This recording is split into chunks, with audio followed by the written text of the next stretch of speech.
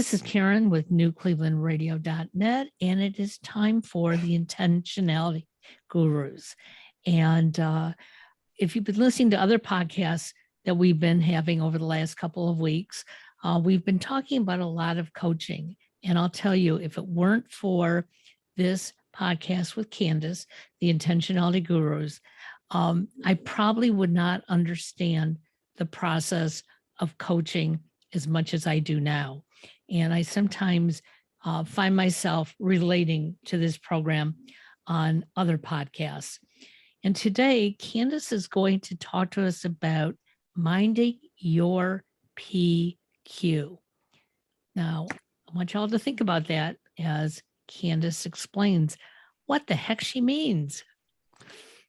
So it's not minding your P's and Q's, which is the normal expression, it's PQ. And so basically, we're going to be talking today about these quotients. That's what the Q stands for. And in essence, we know what IQ means, right? Right. The one thing I didn't recognize about it is it's a total score. So a quotient is always one factor being divided into another factor. So for IQ, it's our mental age and our chronological age. And that's how they come up with this figure. I don't know who came up with it, but anyway. And then you probably heard of emotional intelligence, right? Right. EQ? Right. Okay, so that's a measure of our ability to perceive, use, understand, manage, and handle our emotions and those that others may have, in our presence. And so PQ is another quotient, and it comes from Positive Intelligence by Sherzad Shamine. So that last name is spelled Chamine. And it's a program or a book. It's a book, but it has a program behind it, and it's all evidence-based. And PQ is a measure of how much our thinking is serving us or undermining us. So what do you think about that? Well, sometimes we get too far into our head. We overthink, and that can be dangerous. But sometimes overthinking can help us get to the next level as well. It depends, how far you let it go. Yeah, so a lot of our conversation is kind of delving into that hidden iceberg of stuff that drives a lot of our thoughts, feelings, and behaviors. And this is just another avenue to that. So I was introduced to it, and I have participated in its training program for coaches. And I have to say, this has opened up a lot of things for me. Of all the programs that I've participated in, I've gained a lot of insight, but this is just another deeper level. And the idea with the PQ, that positive quotient, is that we do have the ability to, one, examine what our thinking is doing, pay attention to all of those little messages we're constantly saying to ourselves, and weakening some of the detrimental thoughts, the habitual detrimental thoughts, and empowering some better ways of tapping into our individual wisdom. And then by the time we go through those exercises and so on, we can raise our PQ. So it isn't just a matter of being aware, it also involves a matter of choice. And that's kind of that forks in the road we constantly talk about. You can continue on the path you've always done, always the way you've done it, or you can notice that there's, maybe a couple of different options, a fork in the road, and then possibly make another decision and even back up and go back to the original path, if that makes sense. So are you interested in finding out more about PQ? Absolutely. I love learning. I do too. And that's what keeps me on this path, just following my curiosity and so on. And it's not like I have it all together. I certainly don't. I'm on this path trying to fix a lot of things. So the Positive Intelligence program, or the book, is talking about measuring, and the quotient, measuring the relative strength of how much our thinking is our friend versus our enemy. And obviously these are very simplistic terms and so on. But the idea is that we develop a lot of this thinking in our early childhood. And it's a way for us to protect ourselves from perceived threats or uncertainty, emotional and or physical. And so we call that our survivor brain, those habitual ways of thinking. So for me, for instance, I was a very uber shy child. I had to take speech classes when I was in kindergarten. I was so quiet, not at home, but in every other setting. And I think what that arose from is I never, well, I don't want to say never, I didn't feel safe or adequate to say things out loud because Okay. in our household, sometimes you'd get teased if you didn't say something correctly, or it goes on and on. So what about in your household? I wasn't necessarily a shy child. However, I didn't feel adequate. And I think we've touched on this in the past. I had two older brothers, and I'm not going to say that, my mother loved them more than me, but boys came with a higher authority in my parents' culture. And, what was expected of them was not expected of me, but what was expected of me was, totally different. I was supposed to be, polite. I was supposed to look good. I was supposed to be the helper. And those things have stayed with me the majority of my life, that I sometimes feel like I've been missing out because I'm doing things for other people.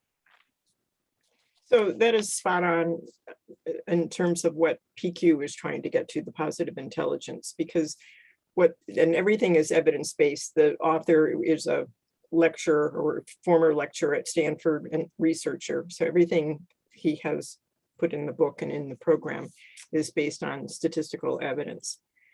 And the idea is that these patterns of thinking that we've learned to as a way to adapt to our scenarios at home can be limiting to us. So in essence, we do it as a skill set early on, but then we can do it to a fault when we're adults. It doesn't necessarily fit our needs anymore. Yep. But they're so habitual, it's hard to break through them. And we've touched on that a lot. And because it limits us, then it can serve as a limit on our success, however we define that, and our happiness. So it doesn't mean that we're not achieving things. It just means we may not feel that sense of satisfaction and fulfillment. Yep. That could be there. So the idea is, with this brain, friend or foe, there are patterns of thinking, and they call them saboteurs. All right, so these are thoughts that sabotage us. And as I said, as we're in adulthood, we can be paying attention to them. As little kids, that's all we know. We're just surviving. And we all have them, and they never completely go away. But the point of the exercises that they offer is to weaken them, to strengthen our inner wisdom. They call that our sage powers, while we're weakening our saboteurs. And then the idea is we can improve our PQ.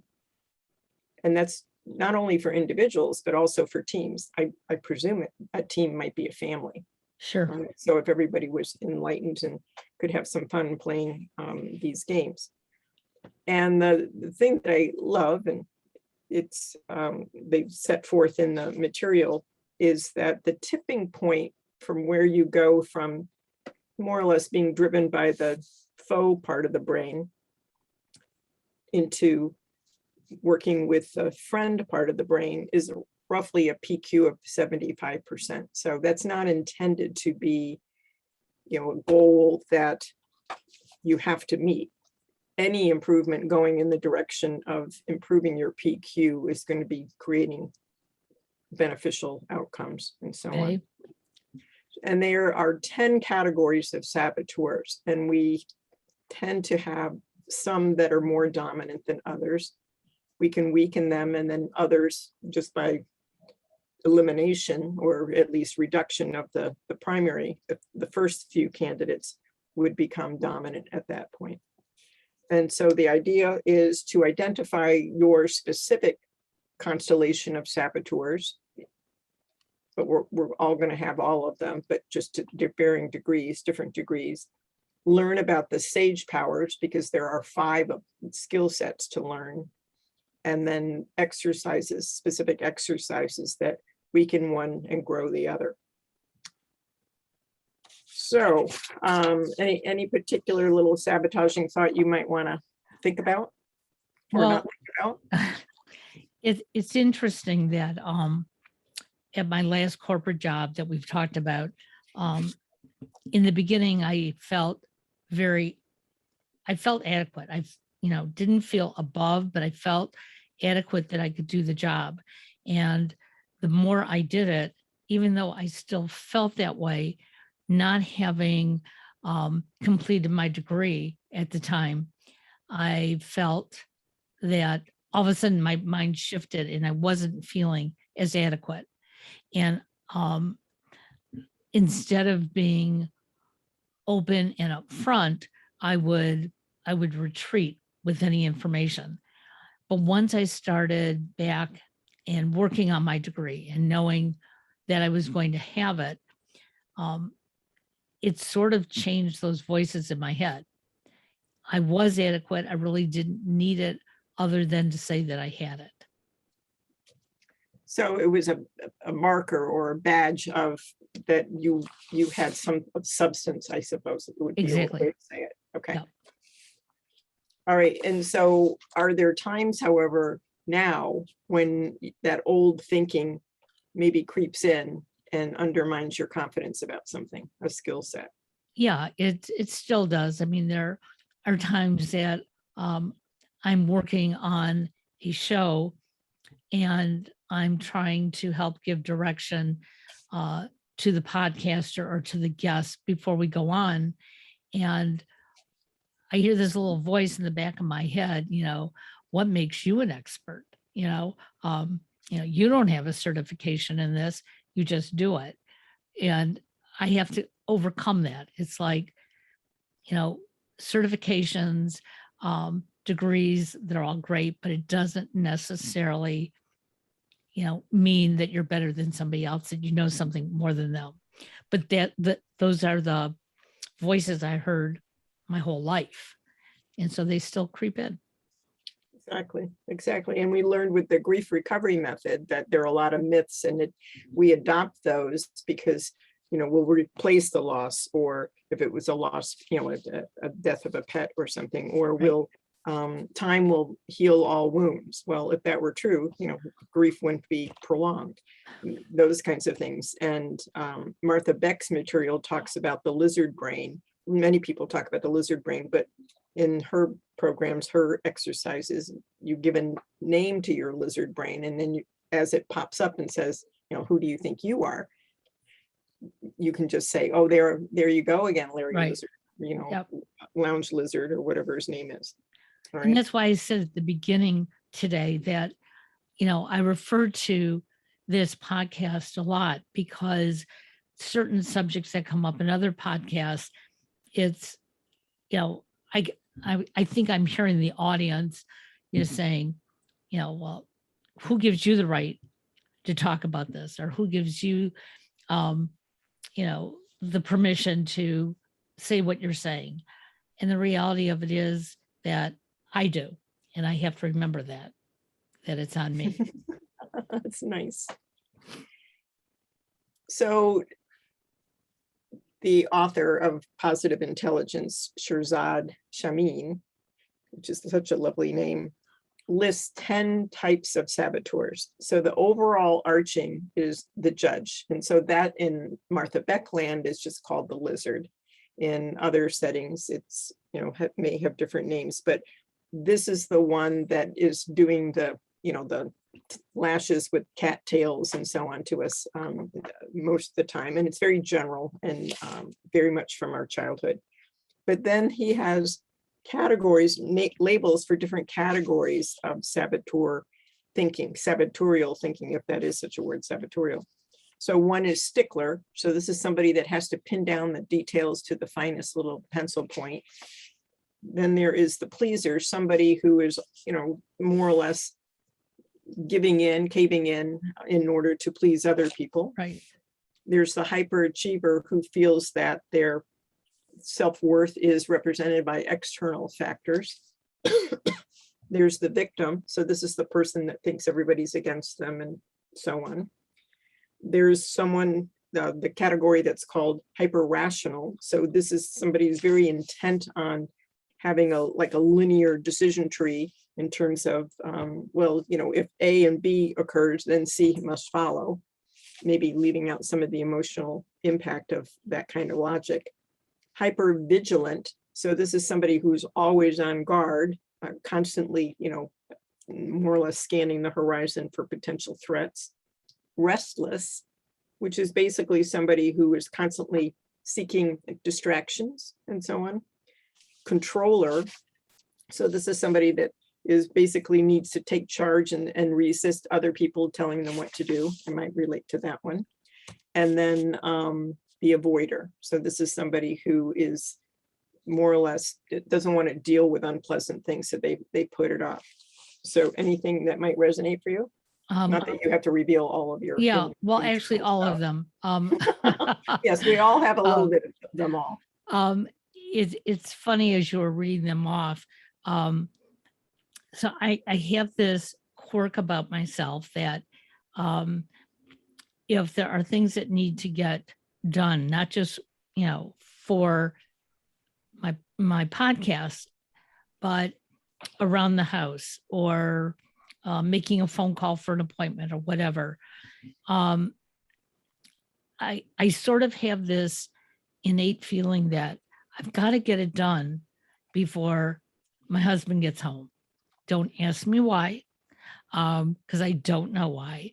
But yesterday, he had a late afternoon assignment. And so I had planned my day based on the fact that he wasn't going to be home much before 7:30, 8 o'clock. And he got home about 6:30.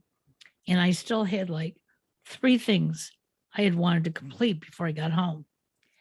And in my mind, I saw and heard him asking me why those things weren't done. So I was rushing, trying to get them all done. And in the middle of one of them, I just stopped and I thought, this is craziness. He could care less. It's on me. And I don't know why I do this to myself, but the fact that I could recognize it and slow myself down. Now, did I still get everything done? I did. And of course, his comment when I finally went downstairs and said, hi, you're home. He said, yeah, I've been home for a little over an hour. What have you been doing? And when I listed the things, he looked at me and he said, oh, you had to do it? You couldn't ask for help? And I didn't even think about asking for help because it was on my list in my head of things I had to do. And you were kind of on automatic pilot. Absolutely. And, I wasn't mad that he didn't, that he hadn't done it or my son hadn't done it. It was just, this is something that I put on my list in my head to do, and it was going to get done. But there were those 2 occurrences, one sort of stopping, thinking, why am I rushing through all this? And then when he said something, it was like, I've got to remember that. I don't have to be the one who gets everything done. So can you remember a time when you were younger, or tell me the earliest time when you were younger, when you had that sense? The only thing I can think of is my mom went to work full time when I was about 9 or 10 years old. And the only day of the week that she ever asked my brothers and I to come home and make sure that things were cleaned up and straightened up was on Friday afternoons, because she had worked all week long. She didn't want to come home, to a mess. And my brothers weren't as cooperative. I didn't want my mother to be mad. I didn't want my father to be disappointed in his 3 children. And so I turned myself into my mother's maid. Now, I wasn't really good at it at 9 or 10 years old. I will admit that. But I would get down on my hands and knees and wash her kitchen floor. I vacuumed, I dusted. And I'm sure it was done like any 9 or 10-year-old would do it, not perfectly. But I did it because I felt it had to be done. And if nobody else was going to do it, I had to do it. So keeping that in mind, you may take the assessment that they have. It's a free assessment. Okay. And I'll put in the chat for you so you can post it, the link, so others could do it as well. And then it would be interesting, I think, if you were to have that thought in mind, that those emotions that you felt then and when you were anticipating your husband coming home early. I mean, not anticipating having him come home early, but having him come home earlier before you finished it. Right. And then see which of these categories, the assessment will tell you which ones are scoring higher. Your primary accomplice, they call it, the judge is the primary saboteur, but then you have accomplice saboteurs. Okay. And then see how they come together. But that's a perfect example, Karen, of this is something that originated in childhood that comes forward, and it still informs our actions, our thinking. And on a scale from 1 to 10, with 1 being meh, no real feelings behind it, and 10 being a lot of stress, where would it show up on that spectrum? That's interesting. And my son keeps telling us that the reason that he tends not to be perfect at home, and I don't think we ever used that word, but he picked it up in his childhood, that he tends to always leave one thing out of place. And he was away for 2 weeks, and he was with his younger cousin, and he noticed his younger cousin is very much like he was when he was younger. And he was calling me and relating this to me, I can't believe he does this. Oh, he's just driving me crazy. And I said, well, who does he sound and look like? And he goes, yeah, I know, me. And he said, and I still do that to a great degree. He said, I'll take my dishes downstairs and put them in the dishwasher, but I'll leave a fork or a glass in the sink. And I said, yeah, you do, which just, drives me crazy. Like, why didn't, there was room in the dishwasher, why didn't go in? And so we decided to do something different rather than, telling him in words. So now I take a picture. So like this morning, he left a knife in the sink, and I just took a picture of it on my phone and I sent it to him. And now he's laughing about those things. It's not like, I'm telling him to be perfect, or, scolding him for doing something wrong. And it creates a better way of communicating, at least for the two of us. Well, and it's right now, it sounds like it just is a game of noticing. Right. Exactly. And not judging. I mean, it's acknowledgement or noticing without the judgment part. Right. So how does that relate to what you experienced when your husband came home? So when I realized he was home, obviously my first reaction was, he cut into my time. How dare you?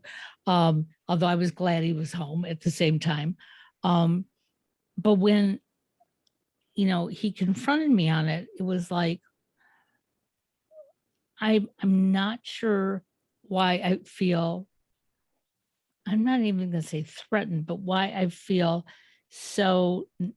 why it's so needed to please him with things that make no difference to him.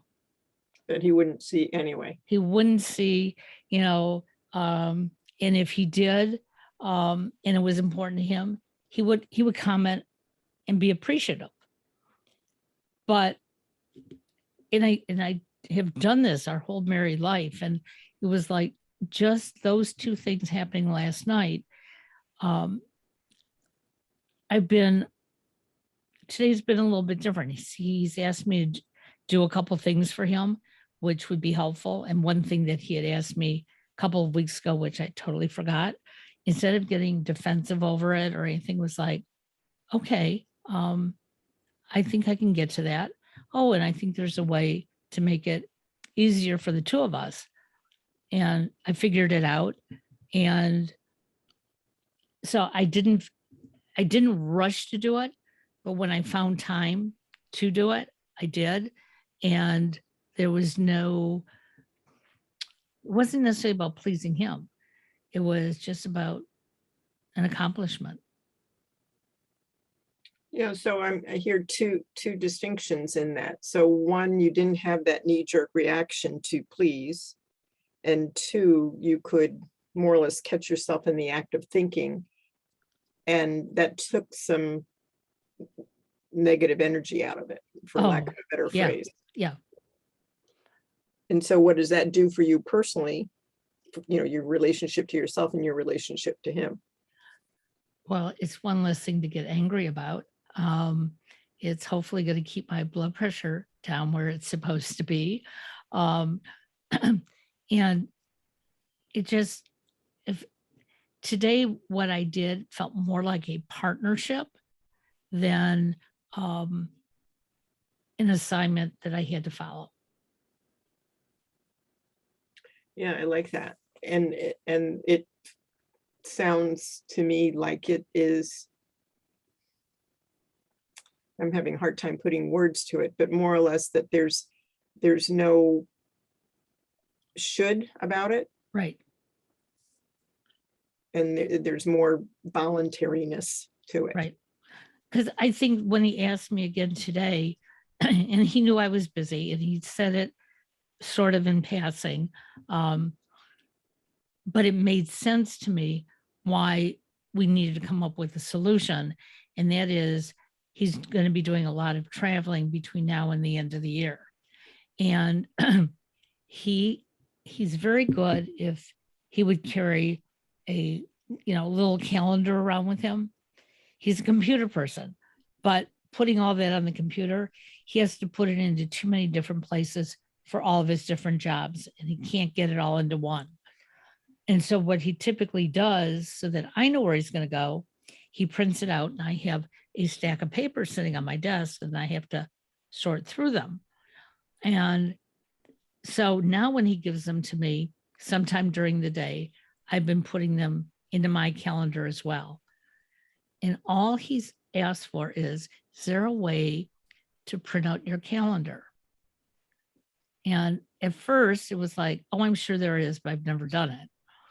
And with all the trips he's going to be taking, I saw a great need for it because I don't have to rifle through those papers.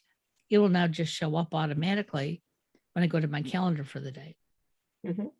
And it was like, wow, this is So rocket science. It is closer to the end of the spectrum of being a partnership rather than this or that, or opposition, or whatever the phrase you may want to use. So going forward, where else can you see that play out? I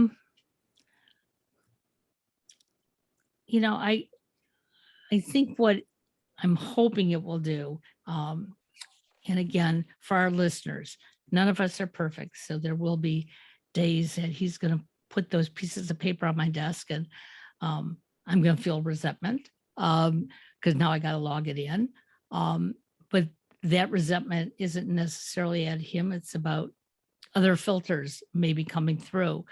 But I think in the long run, it's going to help us communicate a little bit better instead of me constantly asking him, are are you going to PA? Are you staying, do you need an overnight?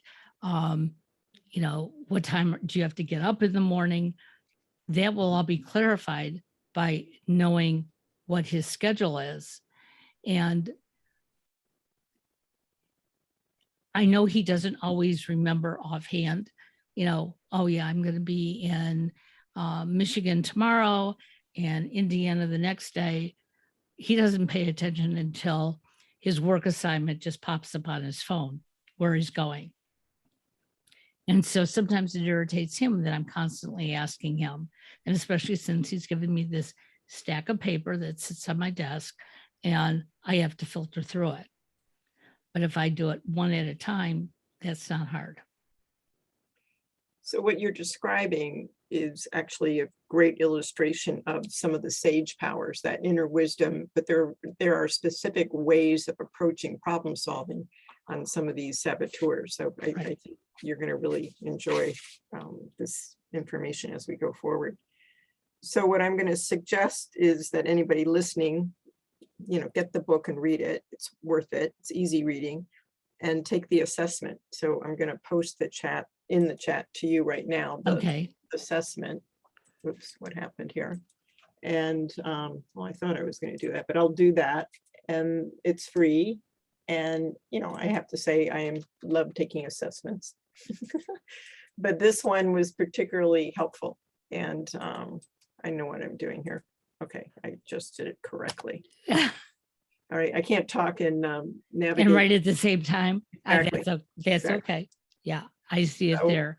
So the idea is, it's just information to just a gauge in essence. And it's actually been a great experience. So I hope to be able to share that with others.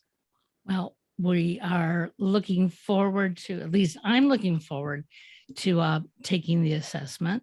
And most likely we'll be referring to it at some point in another podcast. And we will be back again, hopefully in the next 2 weeks, so that we can talk about, how we are going to move forward. So that's good. To everybody out there, if we don't talk to you before, have a happy and safe Thanksgiving and enjoy daylight standard time when it gets dark at 4 o'clock. Love it. Have a great day, everybody. All right. Take care. Bye.